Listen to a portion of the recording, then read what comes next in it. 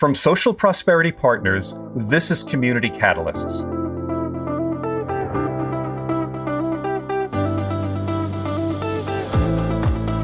Welcome to Community Catalysts, the podcast that examines the qualities of community leadership and the many paths and forms it can take. I'm your host, Matt Lehrman. The April edition of Colorado Municipalities, the publication of Colorado Municipal League, is dedicated to the topic of civility. And it begins with this definition, I'm quoting, "Civility is the steadfast practice of respect, even in disagreement, that fosters constructive dialogue and connection, recognizing the inherent dignity of every person." The issue proceeds to offer guiding principles, to identify resources, and to teach actionable skills designed to help civic leaders work better together and with the public to find better solutions that improve communities for all. Our guest today is the lead contributor to that effort. Dr. Linda Olson has a PhD in communication studies and has dedicated the past 23 years to teaching leadership, community change, and ethics at the University of Denver. Dr. Olson also has firsthand experience in public service as a council member and mayor of Englewood, Colorado from 2009 to 2021, an experience that she says exposed her to both the rewards and challenges of civic leadership, including navigating periods of incivility. In 2023, Dr. Olson took a sabbatical from DU to research the complexities of civility, or perhaps incivility, in national and local communities. Her findings contributed to the CML Civility Campaign, highlighted in the Colorado Municipal League special publication. And now, having recently retired from her position at DU, Dr. Olson is embarking on what she calls a rewirement phase that includes consulting in leadership and organization development, community dialogue, and especially for advocating for collaborative solutions to improve the lives of her unhoused neighbors in the Metro Denver area. So let's see if I can get this all in order. To the Honorable Professor Dr. Linda G. Olson, welcome to Community Catalysts. Thank you so much, Matt. It's a pleasure to be here. Gosh, when you read that, I think, oh my gosh, I maybe should have you be my person who answers that question all the time when they say, what are you doing? What have you been doing? Nice job. And Linda, you and I have actually gotten together in person. We've had a drink together. We've talked about topics of civility. I am really excited to speak with you today because, we swim in very much the same waters. I go out and speak as a motivational speaker about civility and community engagement, but then I work as a facilitator, a mediator, a strategic planning, and I help leaders of governing boards and city councils actually connect with each other and with their communities in ways that leave people feeling connected, respected, and heard. And I know that echoes very much the kind of things that you care about. So I just want to say here, typically we do these Community Catalyst podcasts as an interview. But I'm going to approach you a little bit differently, with your permission, more of a colloquy. I mean, you are someone I respect tremendously. I want to kind of throw some of the hard questions that get thrown at me and that I ponder, and I'm hoping that you and I can go back and forth a little bit on that. Is that okay with you? Oh, that sounds fun. I'm going to enjoy this then. We do have a lot of similar things in common, and I'm so thankful for the work that you're doing in cities because it's so needed. I am grateful for your work as well. So let's start with a really challenging question. I want to just talk about how satisfactory is the word civility, and even the concept of restoring civility. Because on the one hand, civility is this noble idea. It reflects the values of democracy, in which diverse individuals come together and make decisions for the greater good. On the other hand, there's this reality that civility has been weaponized. It's been used as a tool to delay or marginalize minorities from attaining power. In fact, the whole idea of restoring civility ignores big chunks of American history where there's a lot of examples of exclusion, divisiveness, and frankly, bad faith. So let me just ask you right from the start, how do you feel about the word civility in the first place? I'd probably give it a C plus if I was grading. to be honest. It's really, you're so right. It's such a contested term, and it has been used so poorly, in our history and other countries' histories as a way to marginalize people, to tell people how to speak, how to be, how to act, how to look. And that's what's difficult about this topic and the word. And actually, with the Colorado Municipal League, when I was working with with them on this, as I was researching most of the summer and then trying to write, I kept saying, why don't we call it a civic dialogue push? Or, I wanted it to not have that term that was a bit of a red flag for some communities, and actually more of a growing community, I think, as we polarize more. People don't want to be, we're seeing this right now on campuses with the great discord over the Israel-Hamas situation and war. And it's hard, when do you decide that something's a social justice movement or self-propagating or, limiting to people's voice? And that's what that's all about. So it was very hard to use this, but I think because I do think there is a both and to this word, that we can have both a questioning nature about it and then say, but it does capture something that we all do long for, and that's dignity and respect. And that does not mean we're not inclusive and that we don't invite disagreement, that we don't invite out and out anger, but we actually find ways to express it that do not degrade other people. And I think that's where civility in the past has been used to do that. Linda, do you find that there are people who use civility as if it were rules of etiquette, as if Miss Manners would just come out and say, this is how the behaviors of civility should go? Right. Yeah, I think that's what we all kind of think. And I think if you look at anybody's pledges for civility around the country in different organizations and other cities and government, they can get written kind of like that. Talk like this, don't talk like that. Even at city councils that have a code of conduct that they read as the meeting opens for public dialogue sometimes, or not dialogue, it's never dialogue at the regular meetings of government. Usually it's one person getting up to the microphone and speaking and saying what they want. And often cities will have a few things they read, and it's in essence, it's a civility code of words, right?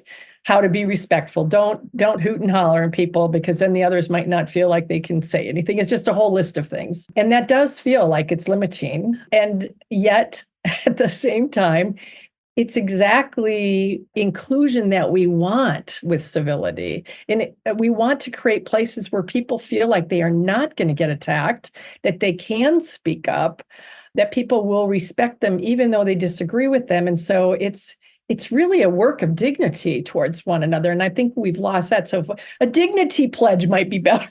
A dignity pledge is a really interesting phrase. I have to say, I like that a lot.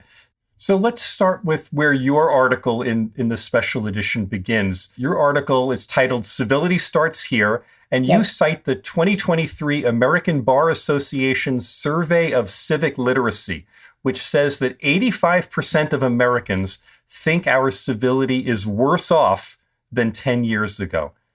Linda, what do you understand to be the cause or causes of that?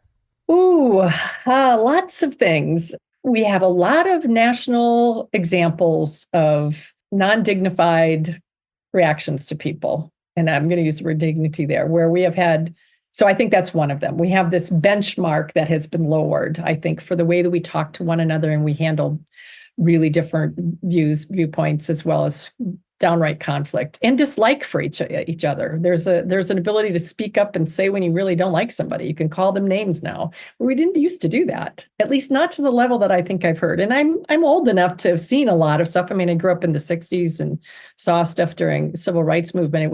It wasn't the same kind of tenor. I mean, there was a lot of anger, and it needed to be there. It still needs to be there.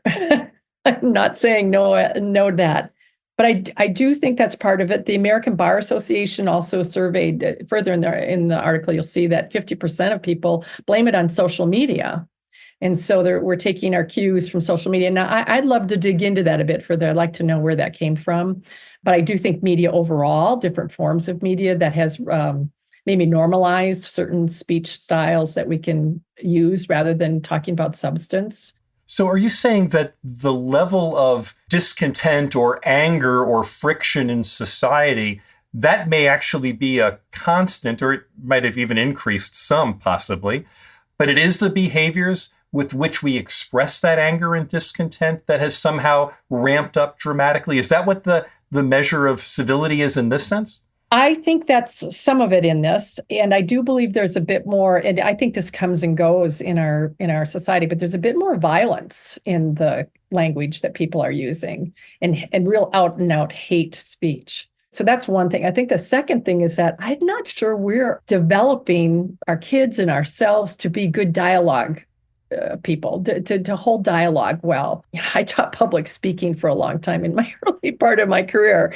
And I think about it now, and I wish I'd spent more time helping young people learn how to have dialogue and not just be speaking in front of a classroom, which is, we do less of that now. But tell me more what you mean by that about teaching people to engage in dialogue. How is that different? It's listening to people, not speaking. And we want to help with students, helping them learn what they want to get across was really important, to be able to be articulate and be specific about, their ideas so that it was understandable to people.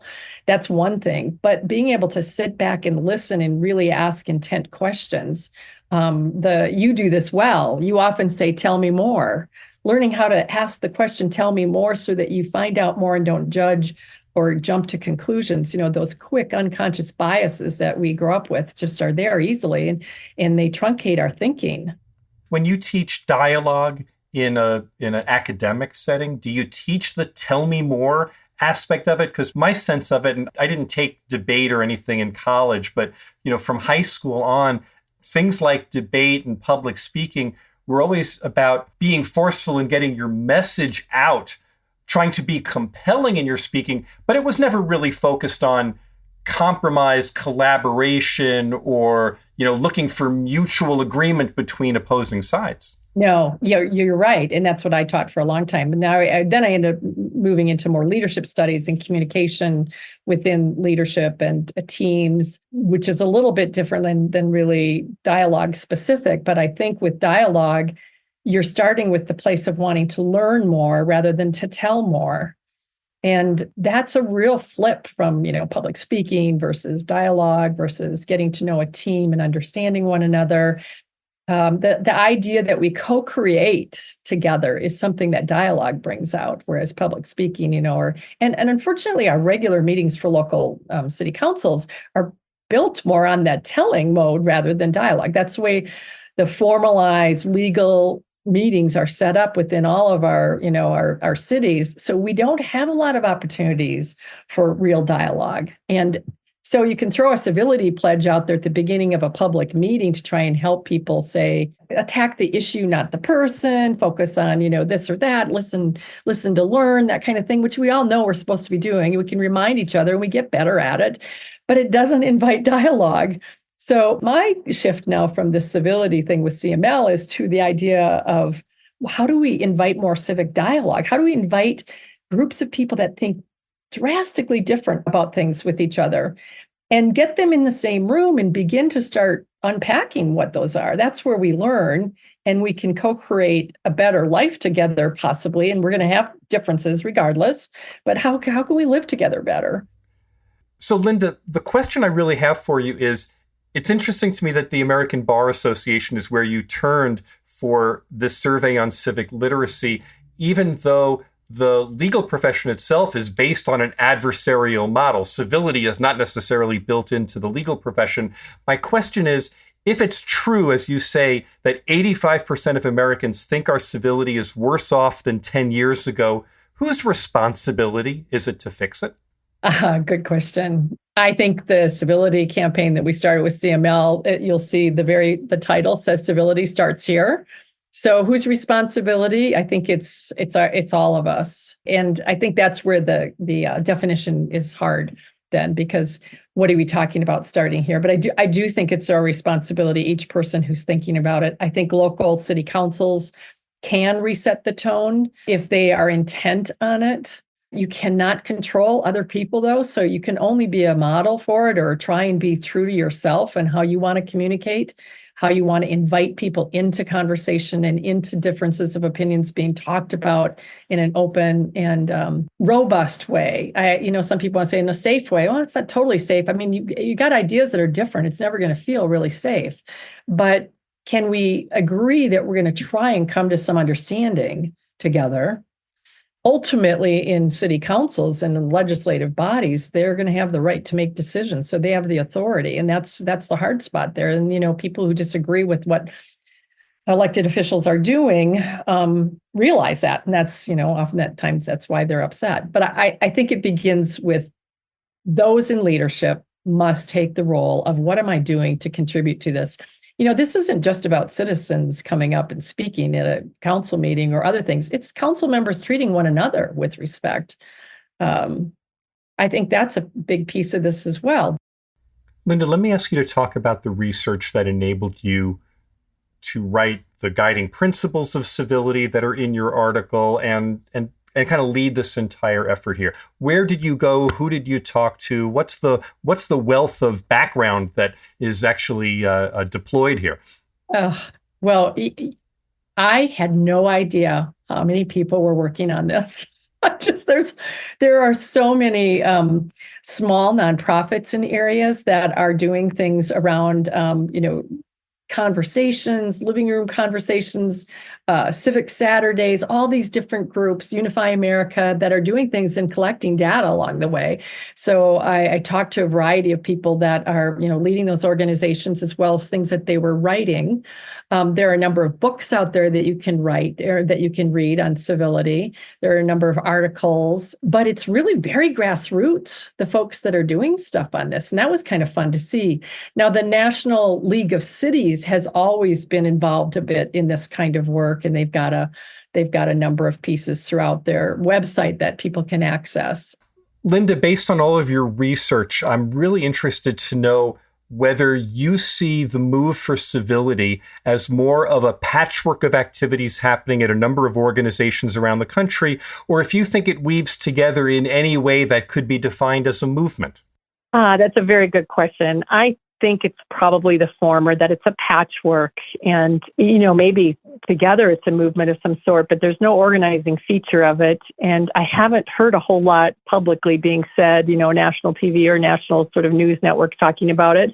But there are lots of organizations that are focusing on it. And I think the focus is a little more on civil dialogue than on civility per se, if you can splice the two differently, but certainly lots of organizations doing things.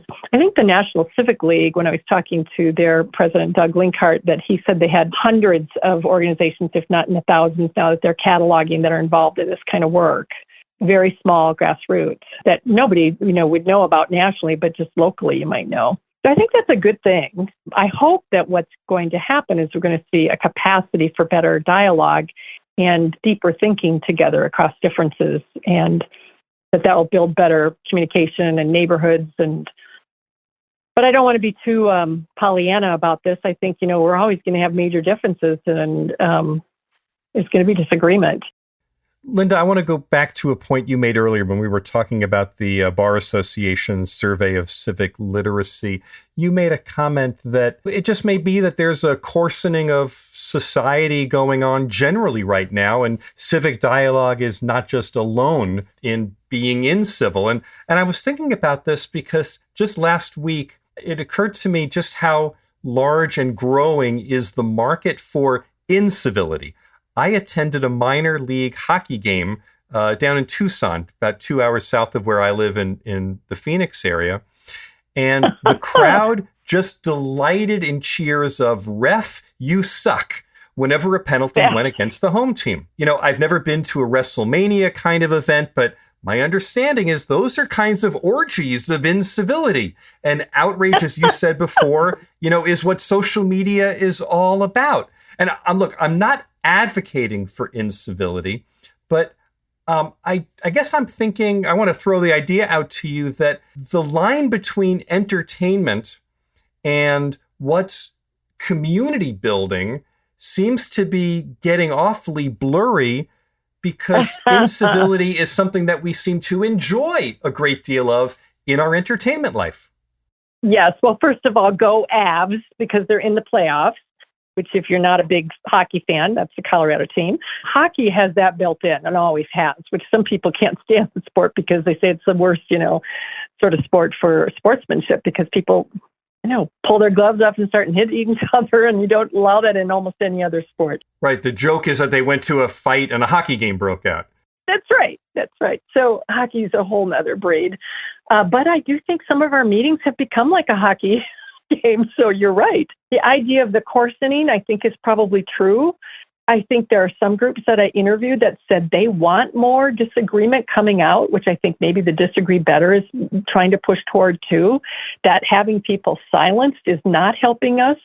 And the more people give up on public policy and processes, the worse it's going to get for us, because then the voices that are really sort of angry, that are not necessarily really advocating for anything other than just being entertainment, win the day.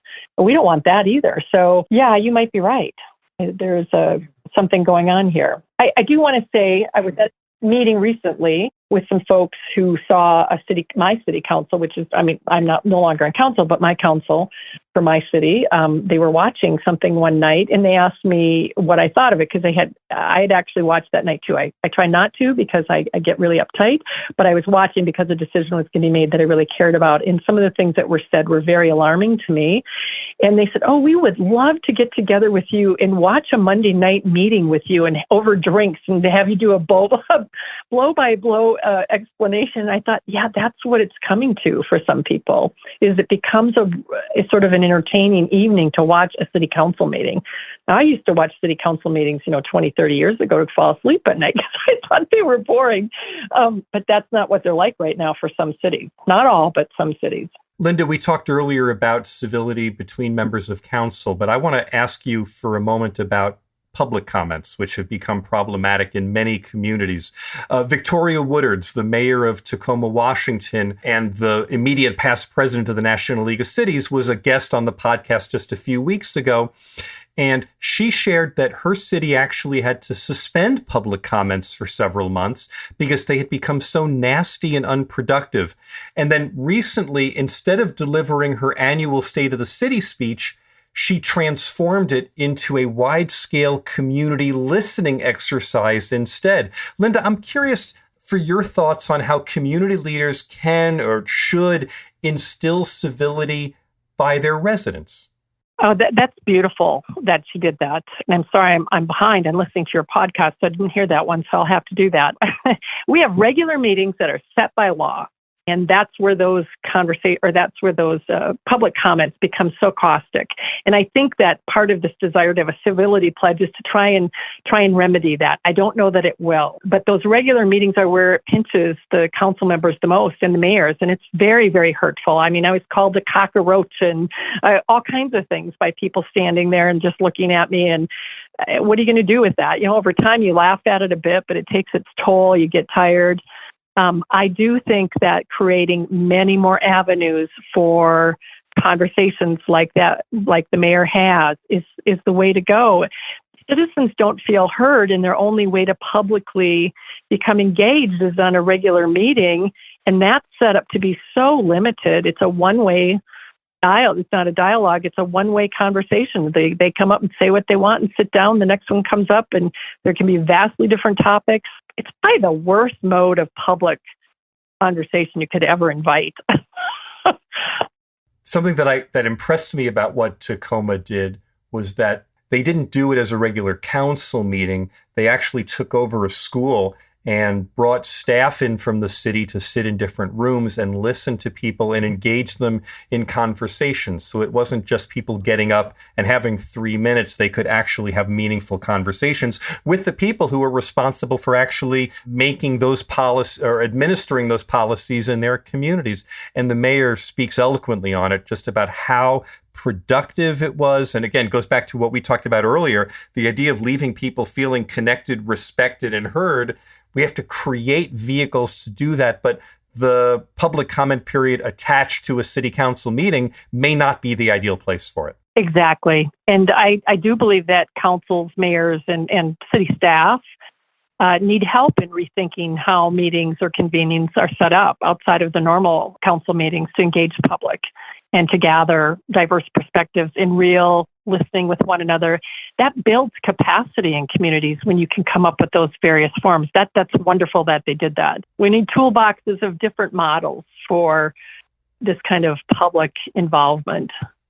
Well, let's face it, you and I are the toolboxes, where we're the people that people call up, or that cities and towns call up and say, can you help us have more meaningful conversations? And for me, I can say that's a thrilling place to be. I love being able to create those avenues. It is for me too. I think so many wonderful things can happen when you can remove some of the barriers for conversations and have some agreements about what you're going to talk about and how you're going to, talk with each other, and then let it go. A lot of things will come out when there's not huge decisions to be made yet, but yet to build the capacity for things and to think about who do we want to be as a community, what values do you want to subscribe to. You do that well. You've done that in a number of communities, I think. So thanks. It's incredibly rewarding work. And frankly, it leaves me hopeful for the future, because I see that it is possible to bring people together, even people who disagree, to tackle really difficult topics and actually come out with a sense of agreement, which doesn't mean that everyone gets their way, but it does mean that everyone felt like they participated in a meaningful process. I imagine you feel very much the same way. You inspire the same kind of feelings in what you facilitate as well.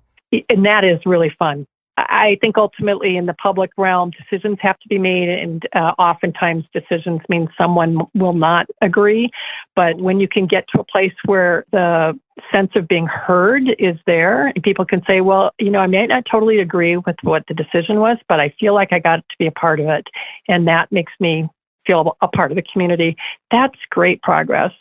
In preparing for our conversation today, I asked if you could help me understand kind of what grounds you. What's a major lesson that I should ask you about? And you told me to ask you about living a life of congruence. And you said that was to not live under the tyranny of the urgent. Would you tell us what you meant by that and how you came to learn that? Oh my gosh. I think particularly when you're on a city council and you're a mayor, so many things are coming at you. And you can spend a lot of time responding and trying to think through the next step that are just little fires here and there, and not realize what it's a part of, the overall context for it, and lose your way. Or I did at different times. So I'd get so caught up in whatever the conflict was of the day that I'd forget about what it was we're really trying to accomplish.